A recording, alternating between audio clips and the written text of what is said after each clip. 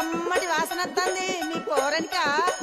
ఏ నువ్వు ఒక బామ్మ పోరడంట పోరడు మా అన్నకు తీసుకుపోతున్నా. అదేందే మీ అన్నకు మీ వదిన తీసుకుపోతుంది కదా? గదొక్కటి తక్కువైందిగా. మా వదినకు చీరలు కావాలి, లిప్స్టిక్లు కావాలి, అది కావాలి ఇది కావాలని అన్ని అడుగుడు తెలుసు కానీ ఇవన్నీ చెయ్యది. అవునా? ఏం పనులు చేయదా మీ వదినే? ఇంతకు ఏమేమి అడుగుతుందో జర చెప్పరాదు.